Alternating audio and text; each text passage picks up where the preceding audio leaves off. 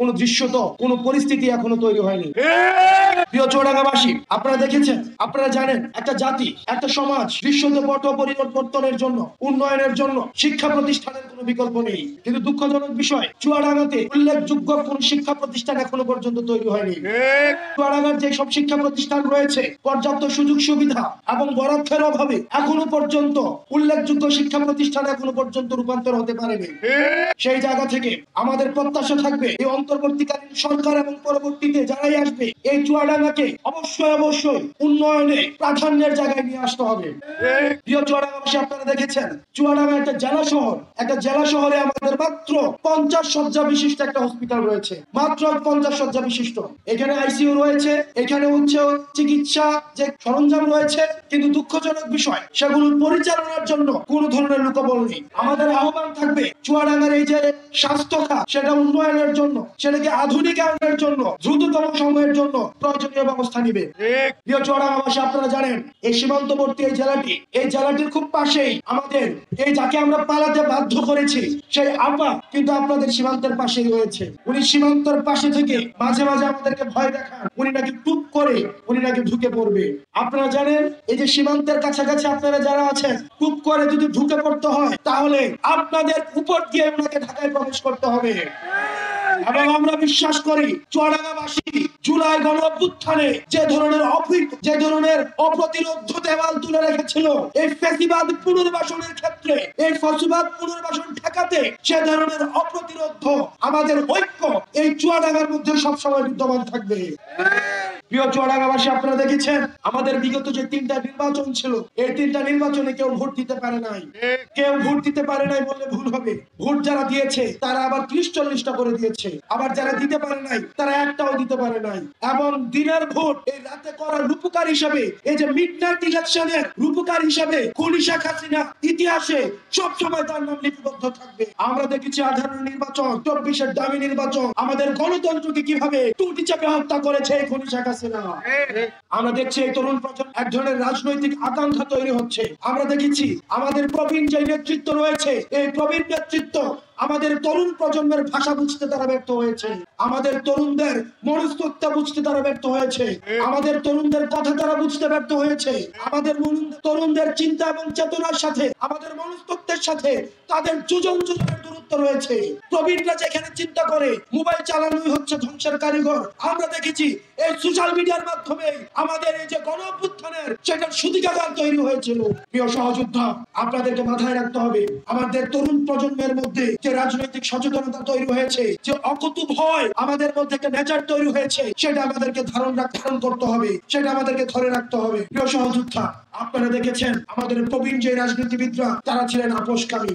আমরা দেখেছি, আমাদের কাছে খবর আছে, কারা গত 3টা নির্বাচনে খুনি শেখ হাসিনার সাথে আপোষ করেছে, কাদের আওয়ামী লীগের সাথে আত্মীয়তার সম্পর্ক ছিল, এই জিনিসগুলো কিন্তু আমাদের জানা রয়েছে। সুতরাং আপনারা যারা আওয়ামী লীগের বিচারবাদ দিয়ে আওয়ামী লীগের পুনর্বাসনের জন্য চিন্তা করছেন, আপনারা এই তরুণ প্রজন্মের সাথে আপনারা দালালি করছেন। প্রিয় সহযোদ্ধা, আপনারা দেখছেন আমাদের ক্রিয়াশীল যে রাজনৈতিক দলগুলো তারা খুনি ফ্যাসিস্ট শেখ হাসিনার বিচার নিয়ে তাদের মধ্যে আমরা কোনো কথা দেখি না। আমরা দেখি আগামী নির্বাচনে আওয়ামী লীগ থাকবে কি থাকবে না সেটি নিয়ে তাদের মধ্যে আলাপ আলোচনা হচ্ছে, কিন্তু আওয়ামী লীগকে কিভাবে নিষিদ্ধ করা যায় সেটি নিয়ে তাদের মধ্যে কোনো আলাপ আলোচনা নাই। কারণ তাদের মধ্যে ভোট ব্যাংকের চিন্তা রয়েছে, তাদের মধ্যে আওয়ামী লীগের ব্যবসার চিন্তা রয়েছে, আওয়ামী লীগের পুনর্বাসনের মধ্য দিয়ে আওয়ামী লীগের ব্যবসাগুলোকে তারা দখল করতে চায়, আওয়ামী লীগের রাজনৈতিক কাঠামোকে তারা দখল করতে চায়। আমরা তরুণ প্রজন্ম স্পষ্ট ভাবে বলতে চাই, আমরা যতদিন পর্যন্ত রাজপথে আছি আমাদেরকে হাসিনা কিনতে পারে নাই, আমাদেরকে আওয়ামী লীগ কিনতে পারে নাই। আমরা ত্যাক্ত কণ্ঠে বলতে চাই, এই তরুণ প্রজন্মের সাথে আপনারা যারা বেইমানি করবেন, আপনারা আমাদের আসনের লোক দেখাবেন, আপনারা বলবেন আমরা মুখ আসন ছেড়ে দিব, পার্লামেন্টে একটা সিট দিয়ে আপনারা আমাদেরকে কিনতে পারবেন না। আমাদের এই যে জন আকাঙ্ক্ষা তৈরি হয়েছে সেটির প্রতিফলন আপনাদেরকে ঘটাতে হবে। এই তরুণ প্রজন্মের ভাষা বুঝুন। আমরা বলতে চাই, প্রবীণ রাজনীতিবিদ আপনারা যারা রয়েছেন, আপনাদের অভিজ্ঞতা রয়েছে, আপনাদের ত্যাগ রয়েছে। গত 16 বছর ধরে আমরা দেখেছি আপনাদের নির্যাতন এবং নিপীড়নের মধ্য দিয়ে যেতে হয়েছে। প্রবীণদের যে অভিজ্ঞতা এবং নতুনদের যে ভয়হীন মনোভাব, এই দুইটার মিথস্ক্রিয়ায় 24 পরবর্তী বাংলাদেশ বিনির্মাণ করতে হবে। অন্যদিকে একদল রয়েছে কিভাবে তরুণদেরকে, তাদের মতামত হচ্ছে আন্দোলন হয়েছে, সফল হয়েছে, তোমরা আবার ঘরে ফিরে যাও, ক্ষমতা এবার আমরা একাই নিব। আমরা বলতে চাই, দয়া করে ক্ষমতামুখী হইয়েন না। ক্ষমতামুখী যারা হয়েছে তাদেরকে দেশ ছেড়ে পালাতে হয়েছে। ক্ষমতামুখী না হয়ে আপনারা জনতামুখী হন। তরুণ প্রজন্ম আপনাদেরকে সঙ্গ দিবে। প্রিয় দেশবাসী, আপনারা জানেন এই জুলাই গণ অভ্যুত্থানের পূর্বে আমরা তরুণ প্রজন্ম আমরা স্তরে স্তরে প্রতারিত হয়েছি। আমাদের মধ্যে বেকারত্ব ছিল। আমরা দেখেছি বিচার ব্যবস্থা কাজ করে নাই। আমরা দেখি পুলিশ কাজ করে নাই। প্রশাসন হচ্ছে এক ধরনের মাফিয়া তন্ত্র হয়েছে। প্রশাসনের মধ্যে মাফিয়া তন্ত্র ছিল। বিচার ব্যবস্থা গণভবন থেকে নিয়ন্ত্রিত হতো। আমরা এই তরুণ প্রজন্ম প্রশাসনিক সংস্কার চাই। আমরা এই বিচার ব্যবস্থার সংস্কার চাই। আমরা নির্বাচনের সংস্কার চাই। আমরা যদি নির্বাচন কমিশন, আপনারা দেখেছেন নির্বাচনের আগের রাত্রে ওসিকে কিভাবে কিনে ফেলা হয়, ইউনুকে কিভাবে কিনে ফেলা হয়, ডিআইজি রেঞ্জকে কিভাবে কিনে ফেলা হয়। আপনারা শুধু নির্বাচন কমিশনের সংস্কার দিয়ে আপনারা কি করবেন? আগের রাতে ওসি দাঁড়াই থাকা হচ্ছে ভোট ডাকাতি করবে। সুতরাং পুলিশের সংস্কার প্রয়োজন। পুলিশকে গণমুখী হতে হবে। আমরা পুলিশ ভাইদেরকে আহ্বান জানাবো, আমরা আপনাদের ত্যাগ তিতিক্ষাকে সম্মান জানাই। সব পুলিশ হারুন না, সব পুলিশ বেঞ্জিন না। আমার ভাইদের মধ্যেও পুলিশ রয়েছে, আপনাদের মধ্যেও পুলিশ রয়েছে।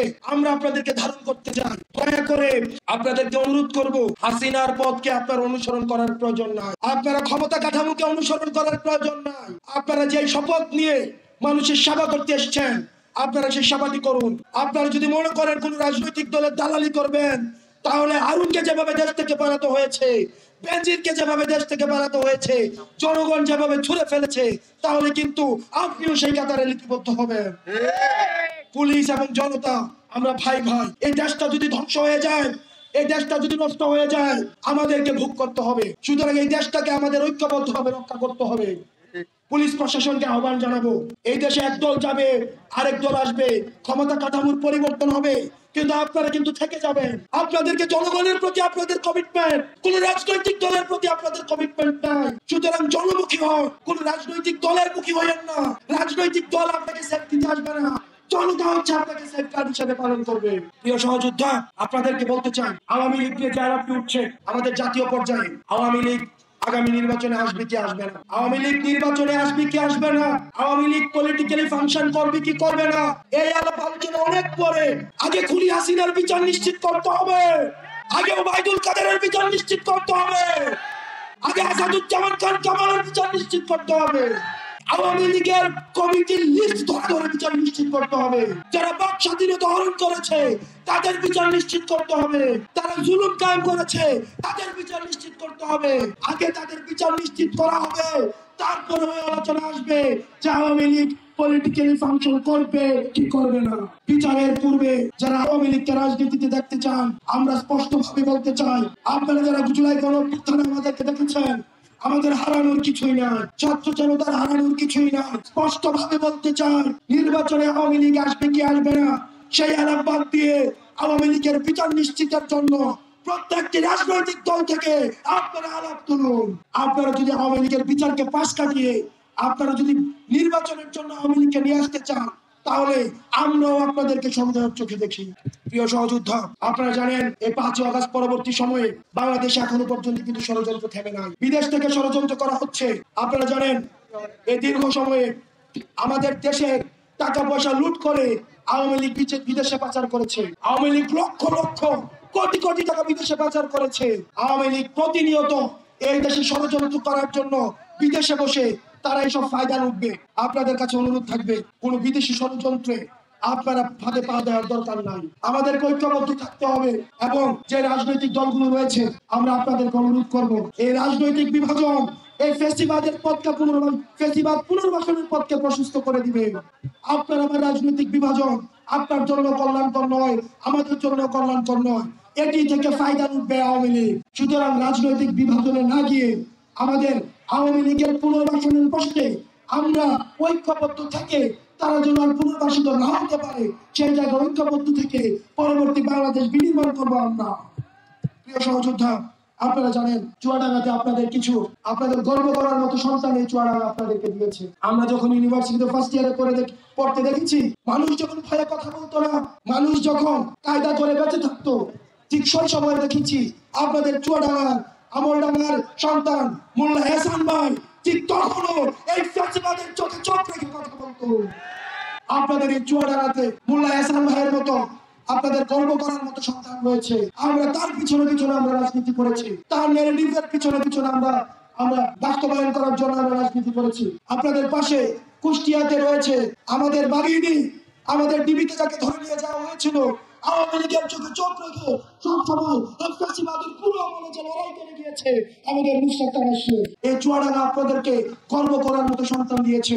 আপনারা তাদেরকে ধারণ করতে হবে, আপনারা তাদেরকে রক্ষা করতে হবে, আপনারা তাদেরকে তুলে ধরতে হবে এবং পরবর্তীতে এই চুয়াডাঙ্গা কুষ্টিয়া পরবর্তী বিনির্মাণের জন্য তাদের থেকে আপনাদের পরামর্শ নিতে হবে। প্রিয় চুয়াডাঙ্গাবাসী, আপনাদের শিক্ষার্থীদেরকে ঐক্যবদ্ধ থাকতে হবে। বিভিন্ন ষড়যন্ত্র হচ্ছে চারিদিকে, আপনারা দেখেছেন গতকাল ঢাকায় ষড়যন্ত্র হয়েছে।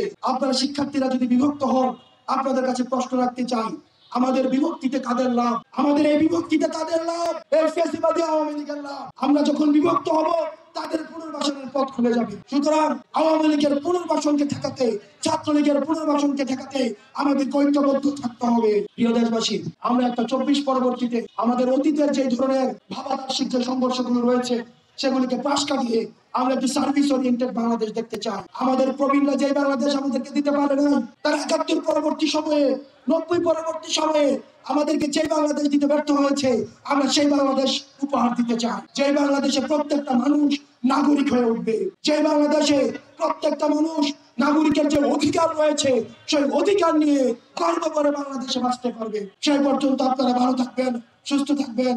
আমরা যেন একটি 24 পরবর্তী একটি আদর্শ বাংলাদেশ করতে পারি, সার্ভিস ওরিয়েন্টেড বাংলাদেশ করতে পারি এবং সেখানে সবার অংশগ্রহণ কাম্য। ও ইনকিলাব জিন্দাবাদ, মুজিববাদ মুর্দাবাদ। আসসালামু আলাইকুম।